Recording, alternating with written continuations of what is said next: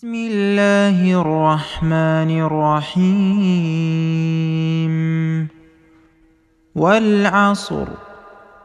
والعصر إن الإنسان لفي خسر إلا الذين آمنوا وعملوا الصالحات